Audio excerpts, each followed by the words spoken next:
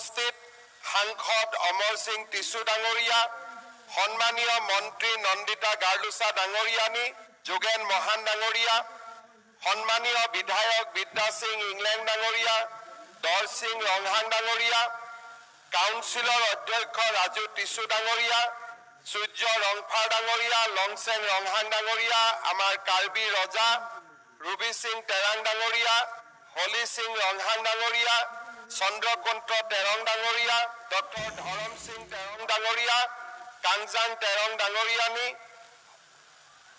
কাংজাং তেৰং আমাৰ chief convener of KACA Mokrang Haren Singh Bey ডাঙৰীয়া, আৰু আজিৰ সভাত উপস্থিত আমাৰ ৰাইজ, আই মাতৃসকল আৰু যুৱক যুৱতী বন্ধু বান্ধৱীসকল, কাৰ্বি আৰনবাৰিম আৰমু সিংৰূপ আমাইৰ এই পবিত্ৰ অনুষ্ঠানত উপস্থিত থাকিবলৈ পাই মই সঁচাকৈয়ে আনন্দিত হৈছো। নিমিচি নিঙিচি অৰ্থাৎ এক ধৰ্ম এক পৰিচয়। আমি এই নিমিচি নিঙিচিৰ গৌৰৱেৰে আজি আমি ইয়াত দ্বিতীয়বাৰৰ বাবে উপস্থিত হৈছো। আমাৰ অসমৰ সাহিত্য সংস্কৃতি ধৰ্ম ইতিহাস সকলোতে গুৰুত্বপূৰ্ণ ভূমিকা গ্ৰহণ কৰা কাৰ্বিসকলে যুগ যুগ ধৰি অসমৰ জনজীৱন চহকী কৰি আহিছে। খিলঞ্জীয়া ধৰ্মীয় পৰম্পৰাৰে সজীৱ কাৰ্বিসকলৰ ভাষা সাহিত্য আৰু সংস্কৃতিয়ে ভাৰতবৰ্ষৰ ৫,০০০ বছৰীয়া সভ্যতা আৰু সংস্কৃতিক সমৃদ্ধ কৰিছে। কাৰ্বিসকলৰ খিলঞ্জীয়া ধৰ্ম বিশ্বাসৰ ওপৰত ভিত্তি কৰি গঢ় লৈ উঠা আৰনবাৰিম হৈছে কাৰ্বি সমাজৰ আদিমতম ধৰ্ম। কাৰ্বিসকলৰ ধৰ্মীয় পৰম্পৰা হৈছে মূল্যবোধ আৰু মানৱতাবোধৰ প্ৰতীক।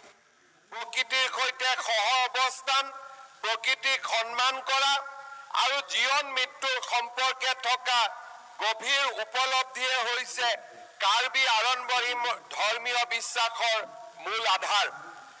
আৰনবাৰিমৰ সৈতে জড়িত ধৰ্মীয় বিশ্বাস অনুসৰিয়ে কাৰ্বিসকলে পূৰ্বপুৰুষসকলৰ আত্মাৰ লগতে ক্ষেত্ৰভেদে বিভিন্ন জীৱ জন্তুৰ আত্মাকো পূজা কৰে।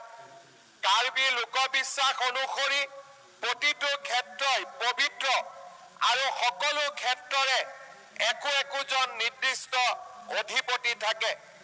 কাৰ্বিসকলে এই ক্ষেত্ৰীয় অধিপতিসকলৰ সৈতে এক আত্মিক সংযোগ স্থাপনেৰে ভাৰসাম্যতা ৰক্ষা কৰি পাৰস্পৰিক অস্তিত্ব বজাই ৰাখিব পাৰি বুলি বিশ্বাস কৰে। সেয়ে এই শক্তিসমূহৰ সৈতে সম্পৰ্কৰ সন্তুলন ৰক্ষা কৰা আৰু দ্বৈতবাদ এই দুয়োটাই হৈছে কাৰ্বি ধৰ্মীয় বিশ্বাসৰ প্ৰাথমিক দৰ্শন।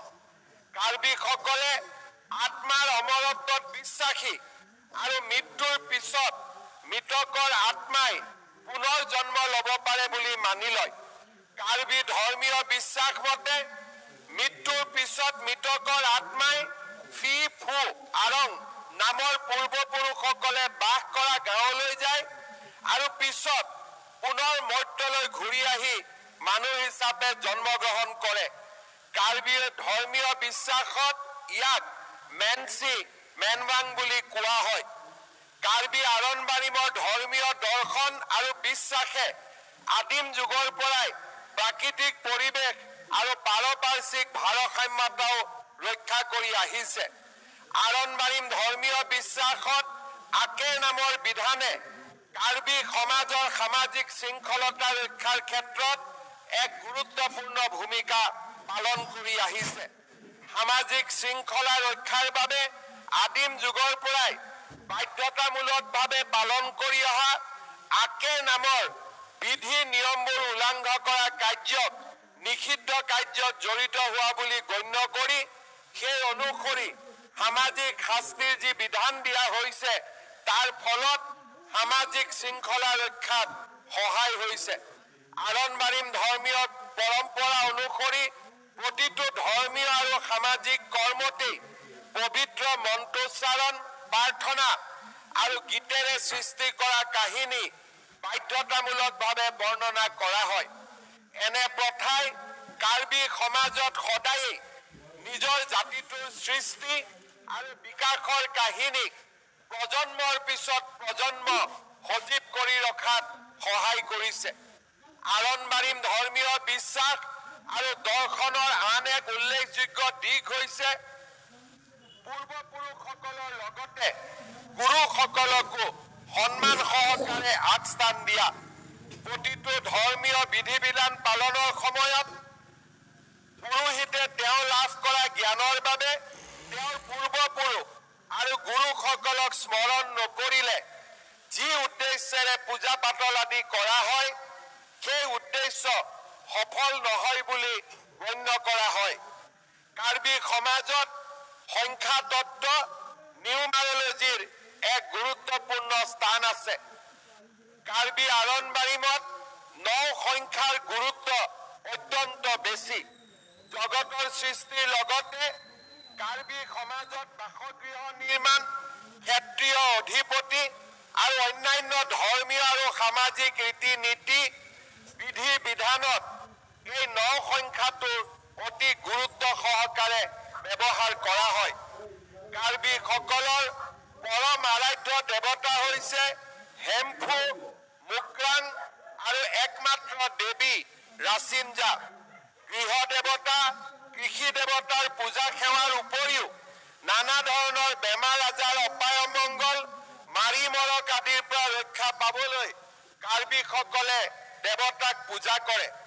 বনৰীয়া জীৱ জন্তুৰ পৰা ৰক্ষা পাবলৈ মাটিত নাঙল লগোৱাৰ আগতে অনুকূল বতৰ আৰু শস্যৰ কাৰণে কাৰ্বিসকলে ঘৰৰ, গাঁৱৰ আৰু সমাজৰ মংগলৰ কাৰণে এই দেৱ দেৱতাসকলৰ পূজাত কুকুৰা, গাহৰি আদি বলি দিয়ে।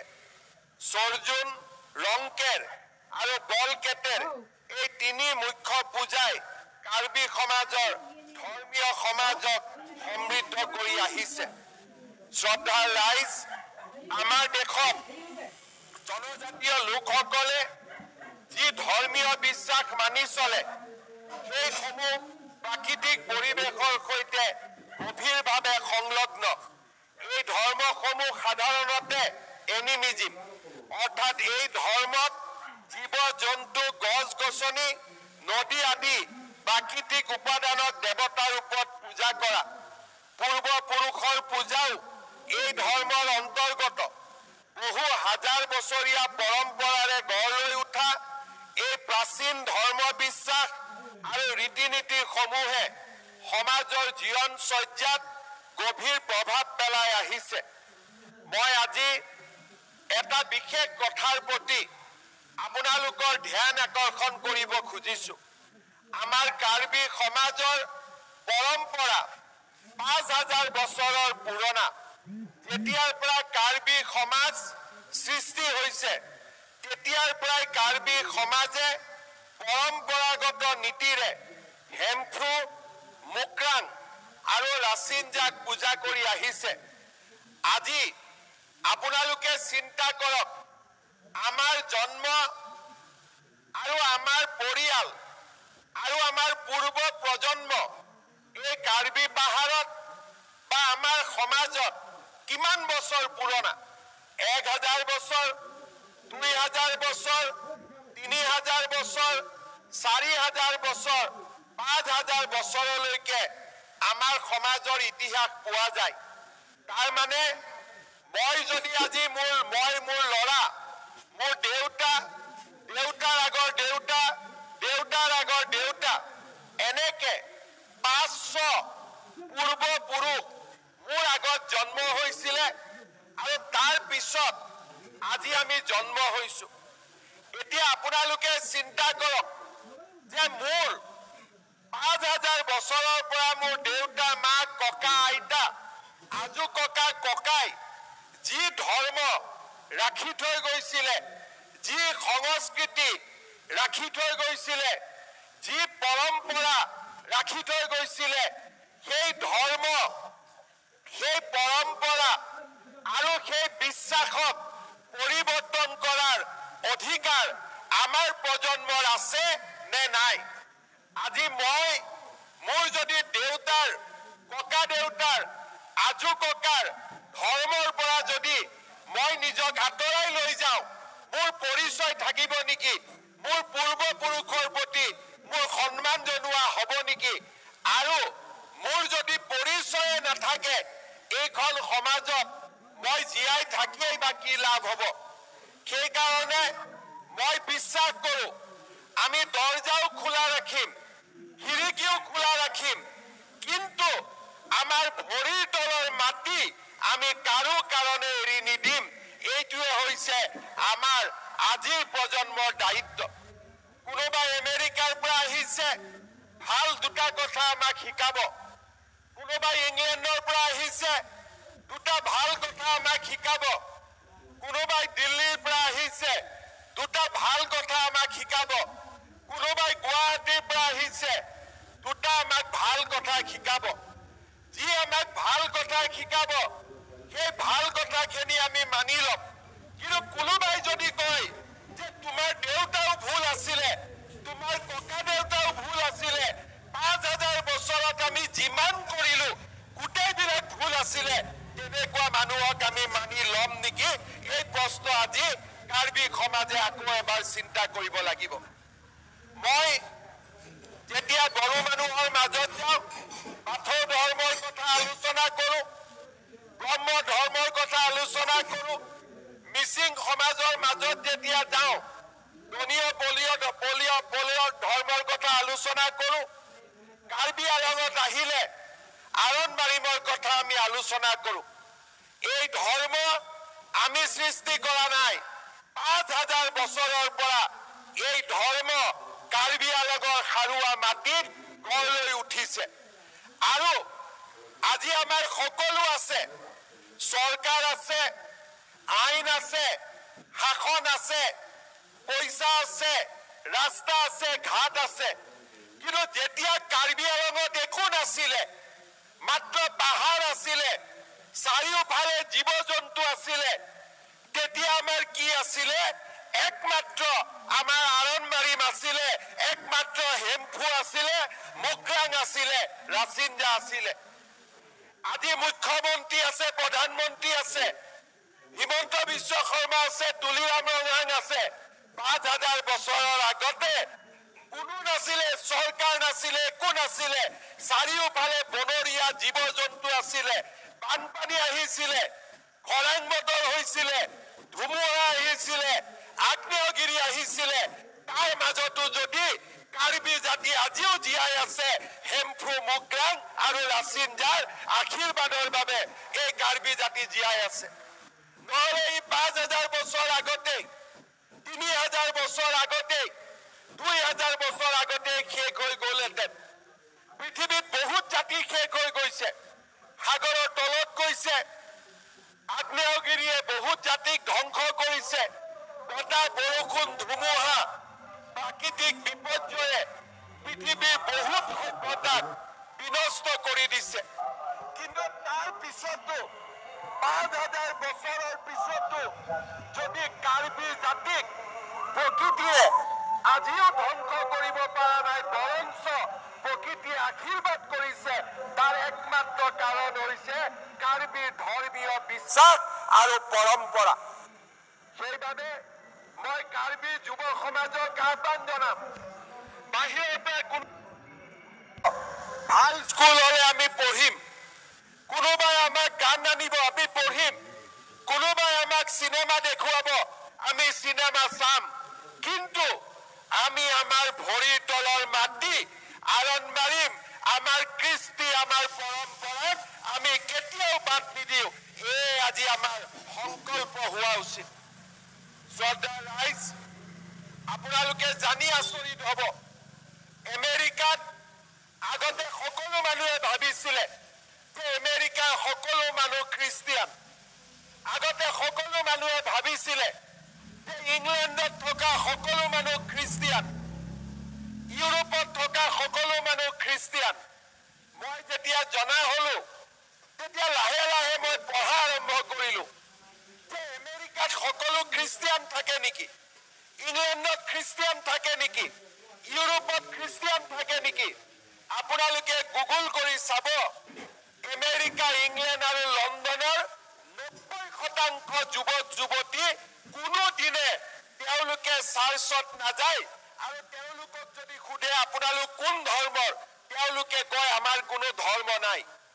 অৰ্থাৎ আজি পশ্চিমীয়া দেশসমূহত আধুনিক যুগৰ ধৰ্মবিলাক লাহে লাহে মানুহৰ মাজৰ পৰা নোহোৱা হৈছে। কিন্তু আমাৰ ভাৰতত ৫,০০০ বছৰৰ পৰা যি ধৰ্ম বিশ্বাস চলি আছে, সি আজিও চলি আছে। কাৰণ আমাৰ যুৱক যুৱতীয়ে, নতুন প্ৰজন্মই, প্ৰতিটো প্ৰজন্মই বুজি পায় যে আমি আমাৰ ভৰিৰ তলৰ পৰা মাটি আমি কেতিয়াও এৰি নিদিওঁ, নহলে আমাৰ পৰিচয়ো নোহোৱা হৈ যাব। আমি কাৰ্বি, আমি ডিমাচা, কোনেও আমাক বুজিয়েই নাপাব। আৰু আজি যদি আমি আমাৰ এই কাপোৰ এৰি দিওঁ, সকলোৱে যদি চুট টাই পিন্ধা আৰম্ভ কৰে, সকলোৱে যদি গাহৰি, কাৰ্বি গাহৰি, বনোৱা গাহৰি নাখায়, সকলোৱে যদি চাওমিন আৰু ফ্ৰাইড ৰাইচ খোৱা আৰম্ভ কৰে, সকলোৱে যদি হেমফুক পূজা নকৰি দেৱ দেৱী ভগৱানক চাৰিওফালে মন্দিৰ, মছজিদ, গীৰ্জাত গৈ পূজা কৰি থাকে, কাৰ্বি জাতি বুলি এটা জাতি আছিল, 50 বছৰ পিছত তাৰ প্ৰমাণ আমি পাম নেকি? আমাৰ হাতত একো প্ৰমাণেই নাথাকিব যে আমি এটা আমাৰ জাতি, আমাৰ ভাষা, আমাৰ সাজ পোছাক, আমাৰ সংস্কৃতি, আমাৰ ধৰ্ম, এই চাৰিটাই মিলি কাৰ্বি জাতিক মহান কৰিছে। এই চাৰিওটাই মিলি আমাৰ সাজ পোছাক, আমাৰ খাদ্য, আমাৰ নৃত্য, আমাৰ সংস্কৃতি আৰু আমাৰ ধৰ্ম, আমাৰ বিশ্বাস আৰু এই পৰম্পৰাই কাৰ্বি জাতিক ৫,০০০ বছৰৰ পিছতো জীয়াই ৰাখিছে, আৰু চন্দ্ৰ সূৰ্য থকালৈকে এই কাৰ্বি জাতি জীয়াই থাকিব। কিন্তু যেতিয়া আমি আমাৰ সাজ পোছাক এৰি দিম, যেতিয়া আমি আমাৰ খাদ্য এৰি দিম, যেতিয়া আমি আমাৰ বিশ্বাস এৰি দিম, ধৰ্ম এৰি দিম, 50 বছৰো আমি জীয়াই থাকিব নোৱাৰিম। সেইকাৰণে এই কাৰ্বি আৰনবাৰী, মাৰমু, চিংৰু, মামাই এই সভাত মই আহ্বান কৰিম যে কাৰ্বিৰ নতুন প্ৰজন্মই কোনো কাৰণতে যাতে মোৰ দেউতা মাৰ ধৰ্ম, সংস্কৃতি, বিশ্বাস আৰু পৰম্পৰাক আমি যাতে কেতিয়াও এৰি নিদিওঁ, আৰু সকলো জাতিৰ লগত একেলগে থাকি মিলা মিছাৰে থাকিও আমি আমাৰ ধৰ্ম, আমি আমাৰ বিশ্বাস আৰু আমাৰ সংস্কৃতিক আমি সদায় জীৱন্ত কৰি ৰাখিম, প্ৰাণৱন্ত কৰি ৰাখিম। শ্ৰদ্ধা ৰাইজ, এই কাৰ্বি আৰনবাৰী, মাৰমু, চিংৰুমৰ সভাত প্ৰতি বছৰে দ্বিতীয়বাৰ এই সভা আমাৰ অনুষ্ঠিত হৈছে। মই কাৰ্বি আংলং স্বায়ত্তশাসিত পৰিষদক অনুৰোধ কৰিম, মই আহিব পাৰো বা নোৱাৰো, মুখ্যমন্ত্ৰী আহিব পাৰক বা নোৱাৰক, এই সভা প্ৰতি বছৰে আমি এনেকৈ অনুষ্ঠিত কৰিব লাগে, আৰু প্ৰত্যেক সভাতে আমি প্ৰতিজ্ঞাবদ্ধ হ'ব লাগে, সংকল্পবদ্ধ হ'ব লাগিব যে যিয়েই বিপদ নাহক কিয়, যিয়েই আমাৰ সন্মুখত নাহক কিয়, আমি আমাৰ ধৰ্ম, আমি আমাৰ সংস্কৃতি আৰু আমাৰ পৰম্পৰাক আমি কেতিয়াও এৰি নিদিওঁ। আমি আমাৰ ধৰ্ম, পৰম্পৰা, বিশ্বাস, ভাষা, ইয়াক আমি সাৱটি ৰাখিম, আৰু কাৰ্বি জাতিক এনেকৈ আমি জগত সভালৈ লৈ গৈ প্ৰতিষ্ঠা কৰিম। এয়া আমাৰ সংকল্প হ'ব লাগে, আৰু প্ৰতি বছৰে আমি এনেকৈ ইয়াতে উপস্থিত হৈ প্ৰতি বছৰে সেই সংকল্প আমি গ্ৰহণ কৰিব লাগে। শ্ৰদ্ধাৰ ৰাইজ, আমাৰ চৰকাৰে জনজাতীয় লোকসকলৰ ধৰ্ম আৰু বিশ্বাসক আটাইতকৈ বেছি গুৰুত্ব দিয়ে। যোৱা কেইদিনমানৰ পৰা এই বিভাগ নতুনকৈ আমি খোলাৰ পিছৰে পৰা আমাৰ অসমত যিমান ধৰ্ম আৰু বিশ্বাস আছে, বিশেষকৈ জনজাতীয় ধৰ্ম আৰু বিশ্বাস, এইসমূহ যাতে হেৰাই নাযায়, তাৰ বাবে আমি নিৰন্তৰ প্ৰচেষ্টা কৰি আহিছো। প্ৰতি বছৰে বড়োসকলৰ বাৰ্ষিক বাথৌ সভাত মই যাওঁ, কাৰ্বিসকলৰ আৰনবাৰী মঠ আহোঁ, ব্ৰহ্ম বাৰ্ষিক অধিৱেশনত যাওঁ মোৰ এটাই মাত্ৰ লক্ষ্য যে আমাৰ ধৰ্ম আৰু বিশ্বাসক কোনেও যাতে কাঢ়ি লৈ যাব নোৱাৰে কোনেও যাতে এই কথা আমাক বুজাব নোৱাৰে যে আমাৰ টকা আছে সেইকাৰণে আমি আগত যাম আৰু আমাৰ টকা নাই সেইকাৰণে আমি পিছ পৰি যাম আমি এটাই সংকল্প আমি কিমান দুখীয়া টকা আছে নে নাই সি পিছৰ কথা কিন্তু আমি আমাৰ ধৰ্ম আৰু আমাৰ বিশ্বাসক আমি কেতিয়াও এৰি নিদিওঁ আৰু এই ধৰ্ম আৰু বিশ্বাসক সদায় আমি সাৱটি লৈ পৰমাত্মাৰ কল্যাণ আৰু আশীৰ্বাদৰ বাবে আমি কাম কৰিম শ্ৰদ্ধা ৰাইজ এই আৰণবাৰী ধৰ্ম বা এই যি আমাৰ সংস্কৃতি ই যাতে আগুৱাই যায় তাৰ বাবে আমি বিভিন্ন প্ৰচেষ্টা কাৰ্বি আংলং স্বায়ত্তশাসিত পৰিষদ আৰু আমাৰ ৰাজ্য চৰকাৰে গ্ৰহণ কৰিছে কাৰ্বি আংলং স্বায়ত্তশাসিত পৰিষদৰ পৰা বিভিন্ন গাঁৱত ৰংকেৰ ছেট নিৰ্মাণ কৰা হৈছে মই এই বছৰ আপোনালোকৰ 100খন গাঁৱত 100টা ধুনীয়া ৰংকেৰ ছেট নিৰ্মাণ ৰাজ্য চৰকাৰৰ পৰা কৰি দিয়াৰ মই আপোনালোকক প্ৰতিশ্ৰুতি দিছো কাৰ্বি আৰণবাৰীমৰ ধৰ্ম আৰু ইয়াৰ বিশ্বাসক আমি যাতে সদায় পৰিচালনা কৰিব পাৰো ইয়াৰ বাবে এটা সুন্দৰ ধৰ্মীয় থিওলজিকেল চেণ্টাৰ নিৰ্মাণৰ বাবেও মই 10 কোটি টকাৰ এটা আৰ্থিক সাহায্য আজিৰ সভাতে মই ঘোষণা কৰিছো তাৰ লগে লগে আমাৰ কাৰ্বি আৰণবাৰীমৰ